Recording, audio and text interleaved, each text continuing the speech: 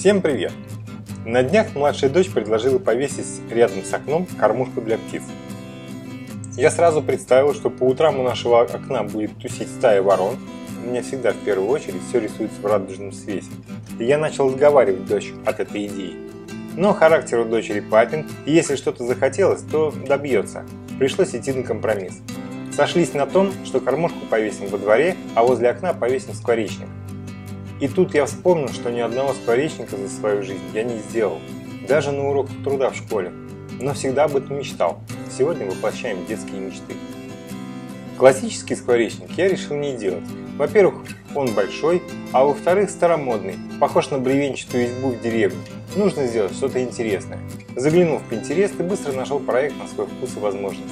Мои соседские скворцы будут жить в дизайнерском доме.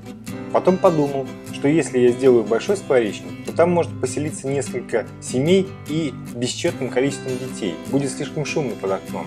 Сделаю маленький скворечник, одноместный. Скворечник в студию для молодого скворца, который не хочет пока заводить семью, хочет пожить один в свое удовольствие, но может иногда привести в скворечник очередную подружку. Посмотрел, что у меня есть из материала, нашел обрезок фанеры и нестроганную доску. Для крыши у меня нашлась брошированная доска, отлично все подойдет.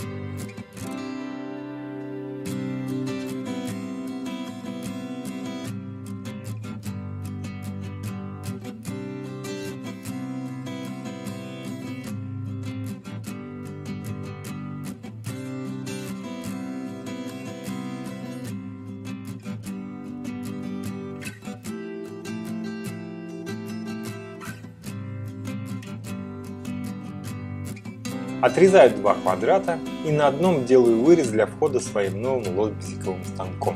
Как его делать, рассказываю в видео по подсказке. Квадраты будут соединять доска. Наружную часть я решил выровнять рубанком, а внутреннюю оставлю неровной, чтобы птичкам было за что цепляться лапками.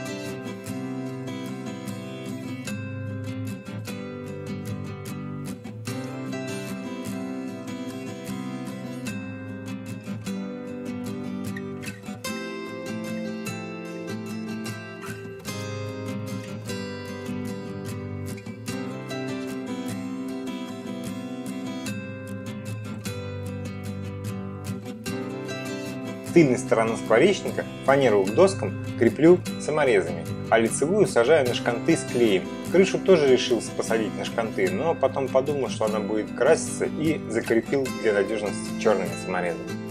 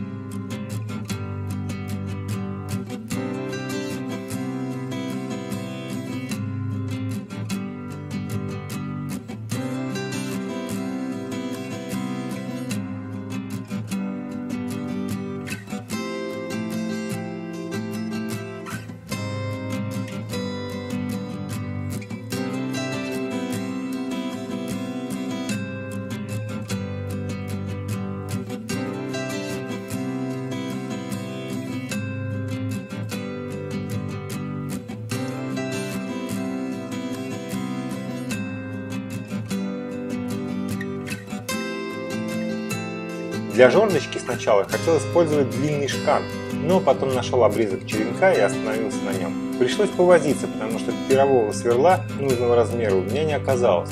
Вместо крепления стер наждачной бумагой и посадил на столярный клей.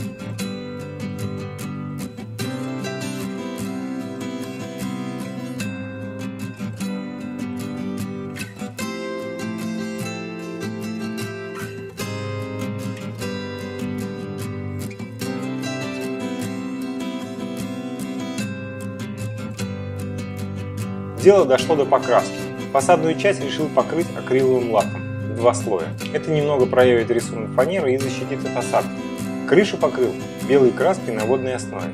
Цвет светлого дерева с белым отлично сочетается.